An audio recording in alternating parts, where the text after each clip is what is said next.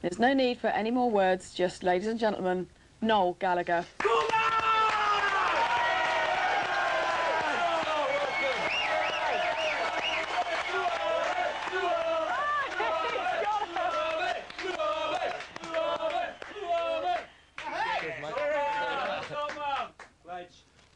No, never usually have that. Just going to the fans. No. Does that say Arsenal on that trophy? Oh. It does. Does indeed. Righto then. Settle down, Noel, while we have a quick look at you in action. Oh, really? They woke up now over there, haven't they? Now, silly question to start off with, but to the one bloke who's been living under a rock for the past 5 years, who do you support?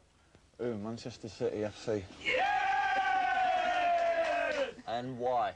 Well, because that was the first game my dad took me to in 1971, and I come from a big Irish family, and I've got about 50,000 cousins, and of course loads of Irish people all support Man United. So my dad, being the joker that he is, takes me to Main Road. You see.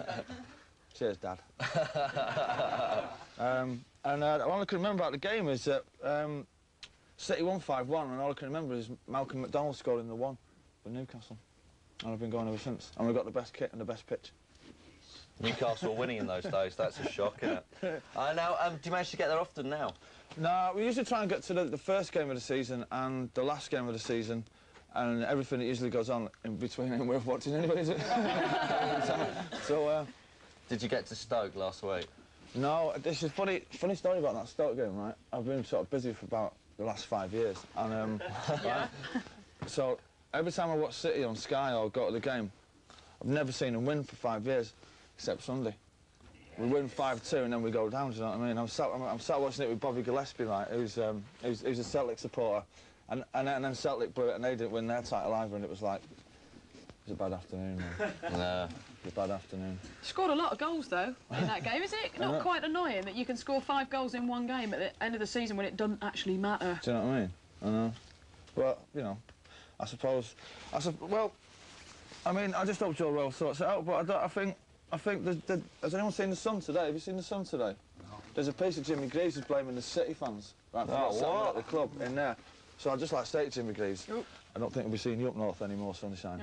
You know, because that's outrageous. If there's a bunch of people who are not to blame, it's like the 30,000 who turn up every Saturday. Yeah. You know, we apologise for that.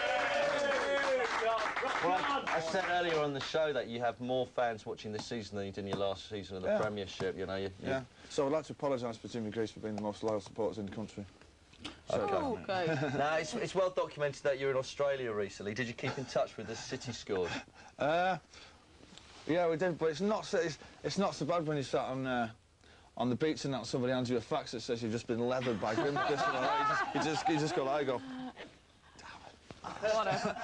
Did you have a nice... But it'd be bad if you were sat down the Dog and Ferret in Worsley or something. No, I've got anything against anybody from Worsley, but you know. All the Dog and Ferret. Yeah, all the Dog and Ferret. Yeah, great. But yeah, it sort of cushions the blow when you're on Bondi Beach. You know. Did you have a nice time in Australia? I had a fantastic time. Liam didn't know.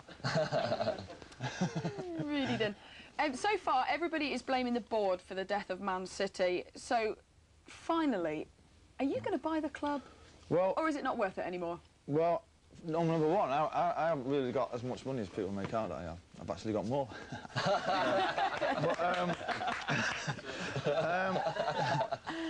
Nah, I think I don't know, it's gonna take somebody like with about.